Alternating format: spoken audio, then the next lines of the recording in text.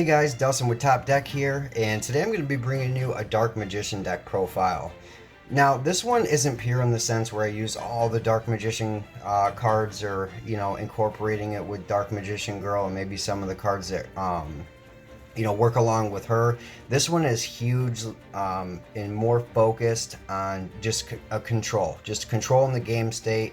So I play cards in here that you don't normally see in a Dark Magician deck. I wanted to create something that, was able to combat that meta more consistently than just the normal build of Dark Magician. Now, I can build one of those for you guys if you would like to see that.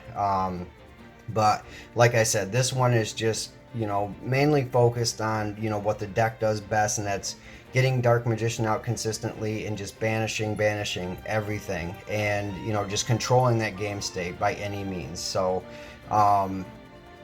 but this deck isn't really budget at all the way I have it built, but I will go through some budget options for you guys as I'm going along, because some of the cards are pricey, and I'm sure you know which ones I'm talking about. So guys, without further ado, let's get into that deck profile. So just like any other Dark Magician deck, we are playing 3 Dark Magicians. Now, this isn't a card where, maybe I can cut this down to 2. No, you've got to have 3. The deck revolves around having this card out, and so you've got to play 3 copies. So, and I don't know about you guys, but one of my favorite artworks is the Arcana. I wish we'd get a reprint, honestly, into like a secret rare. That'd be really cool. But yeah, definitely got to be playing 3 Dark Magicians.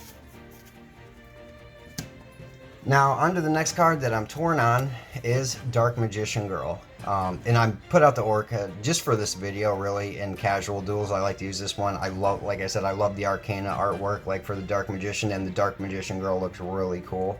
But obviously, guys, I would never put a card out that I don't act like an Orca card that I don't own. This is the Dark Magician Girl that I use like in tournament play. But this is a card I am torn on. It is nice to get the extra plus on your, when you're using Soul Servant. And then, if you happen to get the effect off of Dark Magicians, where you get to summon a Dark Magician and a Dark Magician Girl back, from this card, it's nice, but I don't think it's needed in the build that I have right now. So I may consider just cutting this card altogether. But for now, I do have it in here. So I'm playing 1 copy of her. But do not go out of your way, with Soul Servant and waste a bunch of resources just to get her in the graveyard or whatever. Because the deck can just, it's got so much draw power and search power now. I mean, it's, you don't need to waste resources on that. So, but on to the next card that kind of breaks the bank. Well, not kind of, it really does. I mean, Magician Souls, the ridiculously priced card, thanks to Spirals. Now, this one, it's hard to give a replacement for this one, because it does so much for the deck. You can draw with it, you can special summon your Dark Magician, turn 1 with it, which was a huge problem with the deck before. So I would suggest any more draw power, because I do play the Spellbook engine here, so maybe increase the numbers on that. Or anything that just helps you, pump out the Dark Magician. So this one is a tough one for a replacement. And I suggest if you are going to be playing, Dark Magicians competitively, definitely invest in a play set of these, because it just makes the deck move so much better. So definitely consider investing in that card if you don't have it already. Onto the normal summon of the deck, we do play Magician's Rod at 3.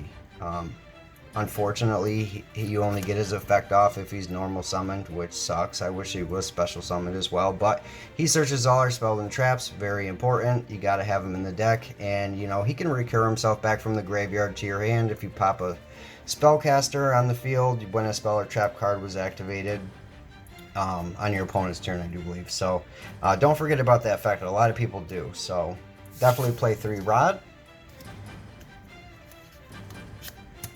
On to the next, Apprentice Illusion. I play her at 2. I did play her at 3 at one point. I just felt like it was unnecessary now with all the support that the deck has now. You know, getting the Dark Magician in your hand is really nice. A free body just from discarding any card, which, you know what I mean, is just a plus. And then she's got an honest effect where you can, you know, boost up, you know, your Dark Magician's attack, which is nice, you know, if you need to beat over something. So she is nice. I don't think you should get rid of her out of the deck. I've seen some people drop it all the way down to 1. I just feel 2 is, you know, I like 2 in the deck. So I see it when I need it. So that's kind of how it is. Now to end off on the monsters and, you know, go into some of the draw power in the deck. I play 1 blue boy, 1 secrets, and 1 knowledge. I've messed around with these numbers. I personally like to have, you know, 4 all together in the deck, but I think 3 is working for me, you know, and plus with all the other draw power that I have in this deck, you know, it just kind of works well. So this engine works really good in there, so I definitely suggest you keeping it in there, and it's really budget too. You know, the cards are pretty cheap. Now, to the next card that is not cheap is I play a Pot of Extravagance build.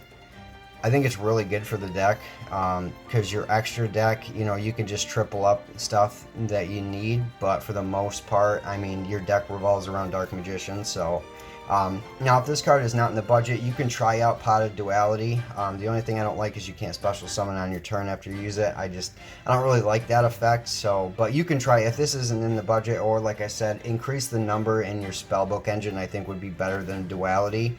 You know, so maybe try that. But I like the Pot of Extravagance in here. It really helps out the deck.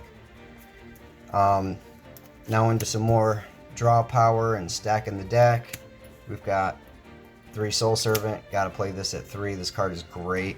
You know, in this current build, it can go as far as a +2 because I don't play any of the Palladium cards or anything like that. I don't think it's worth it just to, you know, add more bricks in the deck just to try to plus off, you know what I mean, you know, this card in your deck. You know, like I said, don't go out of your way to get it. It's nice, you can stack your deck, and, you know, more than that, you'll always at least get to draw 1. So, I mean, by itself, even though when you're drawing 1, the card is really great. So, definitely be playing that at 3.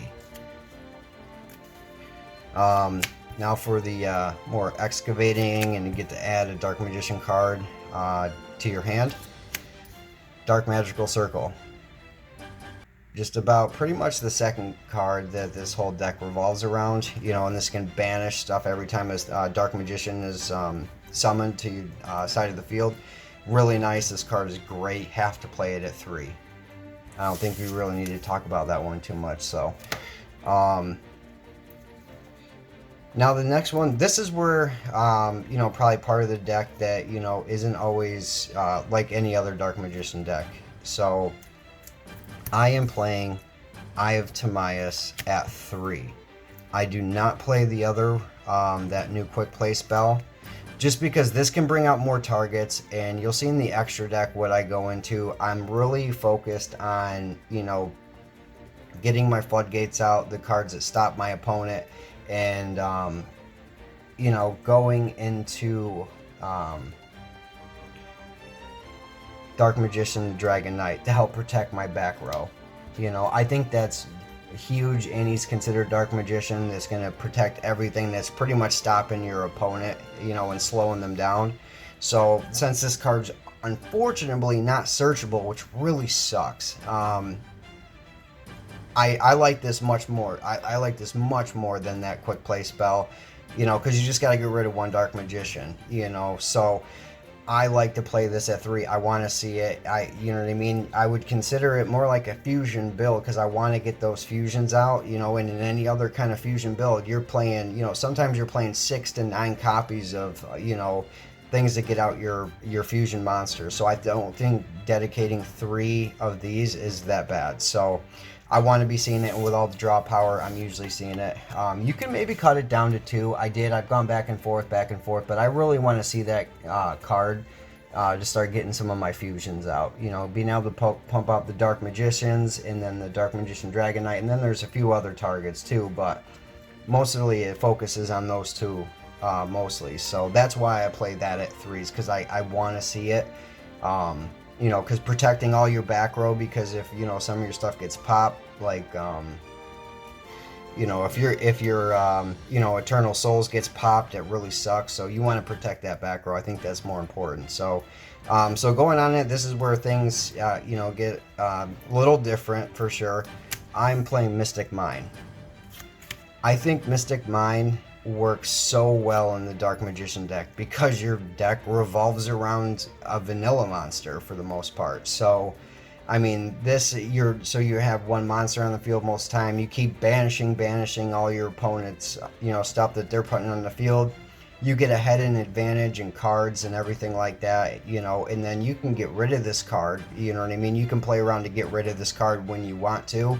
You know, I just think it works so well. You know, it's an oppressing card anyways, and you know, it really helps out Dark Magicians. So if you want to play it competitively and be able to be, you know, winning more than not, I think you need to consider playing Mystic Mine in there. You know, and you may be one of them players that just hates this card altogether. I mean, I know I hate playing against it. You know, a whole deck that revolves around getting it out. But I don't go that heavy on it. You know what I mean? But you'll see. I do play some other, you know, tech cards here. So for other field spells, you may find this a little maybe old school there, but Dark Sanctuary. Now, I thought this card was really fun. You know, when I went back and looked at it, and I tested this online, you know, and I was playing against Sky Strikers, and he just kept hitting heads, and it just, I wore out probably 3/4 of his life points with this card because he kept hitting heads. So what it does is, you know, if we don't pay attention to the, you know, the Destiny board part of it, you know, you have this on the field every time each one of your opponent's monsters attacks you. You flip a coin. If it's heads, the attack is not only negated, but they take half of the attack on their monster and deduct it from their life points.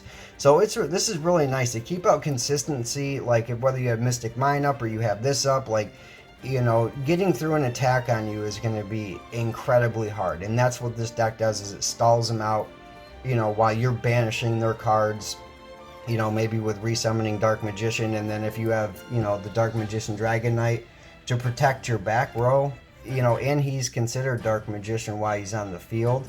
So if you have that and this on the field, it's good, you know, pretty big problem, you know. And then even if you just have him in Mystic Mine, you know, it's just it's hard to get through to you, you know, and by the time they may have the cards to pop them, you have other stuff to just stop your opponent. So I think this card is really fun. I think it's underrated in my opinion. I think that's a really nice effect for it to do. So, and then I play one Terraforming, you know, just to search out the field spells. So, that'll wrap it up for all the field spells that I had running in the deck here. On the last of the spells, I play Dark Magic Veil. Now, I'll give it away right now. I don't play Navigation. I think it's too slow, in my opinion.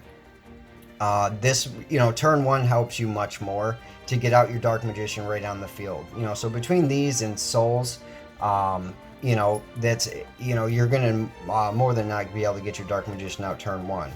You know, so that's really nice. I think this card is, you know, great because you can summon from hand and graveyard, you know, as spellcaster. So it's really nice actually. So maybe consider looking at this card over Navigation. I know Navigation can get you 2 bodies, and you know it's got the banishing effect and negate, and that's really anybody uses it for anymore. Really, is just to negate something, you know, a face-up field spell, or I'm sorry, if you like spell or trap, I believe it was.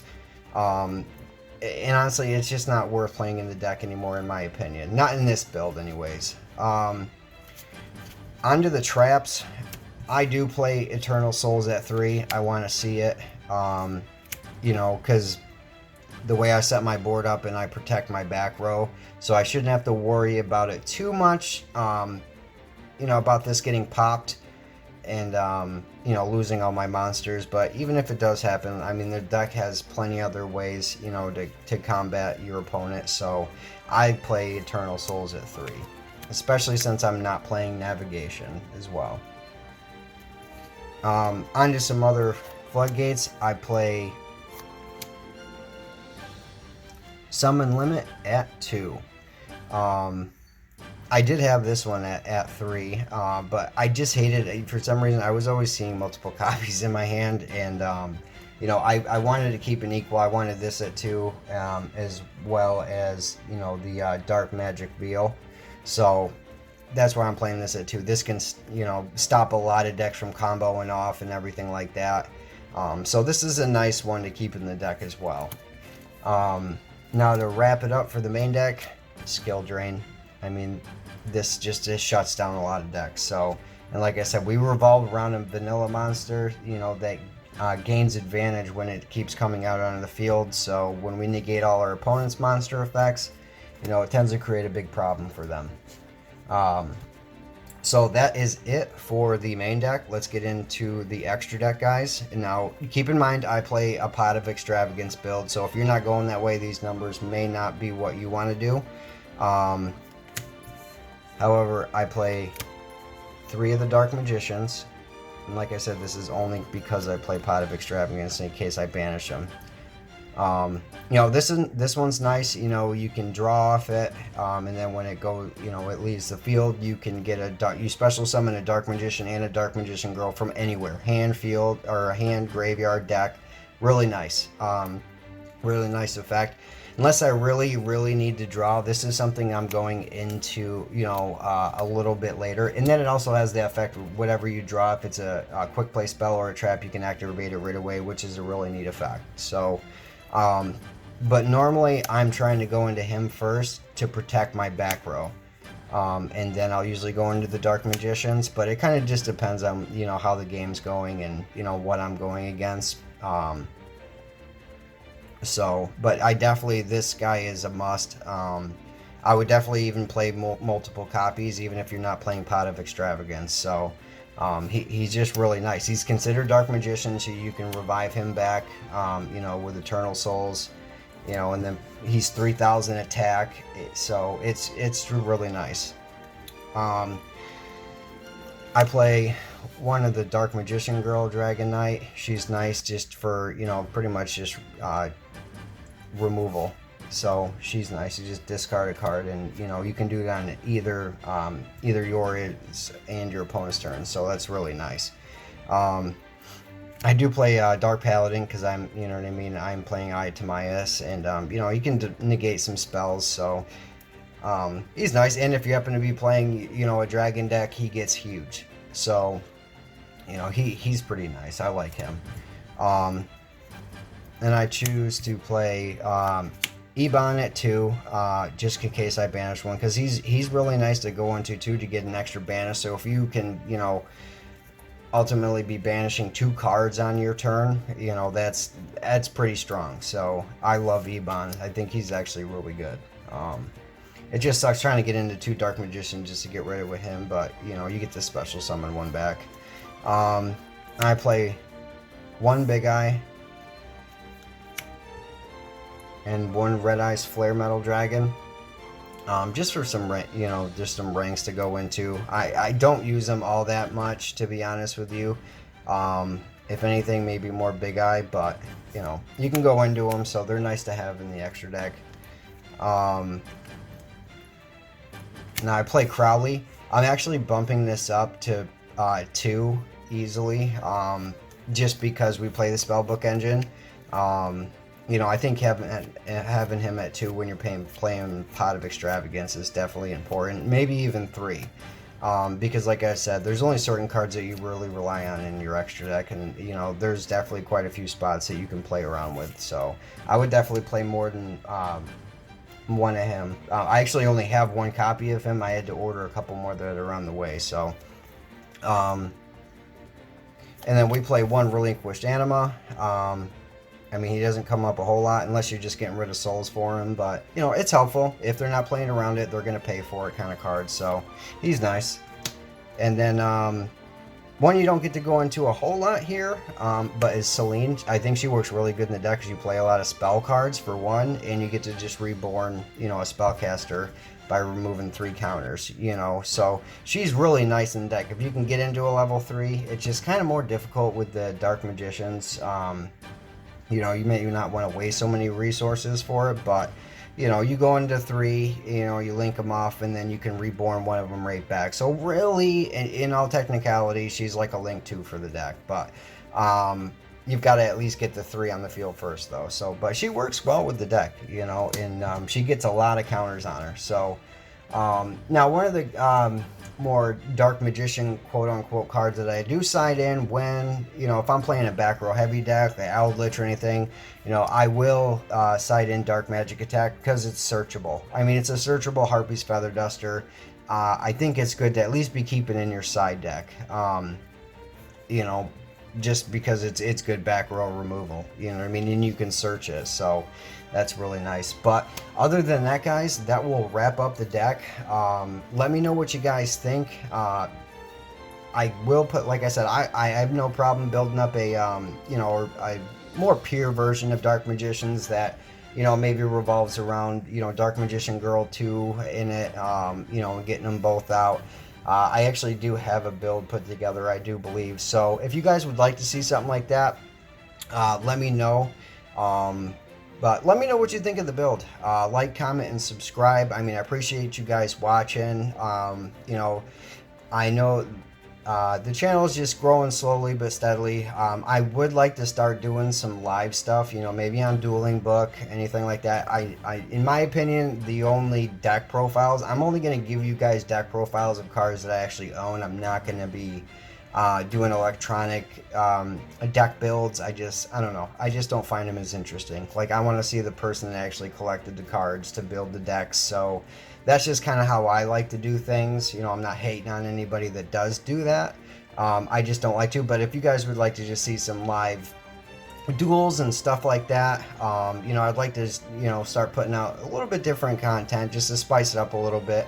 Because so far I've just done deck profiles, but I'm not going to stop doing that. I just wanted to maybe, do some live stuff, maybe so we can, talk and, talk about the game and everything like that. So, but guys, I appreciate you watching, and I'll see you on the next one.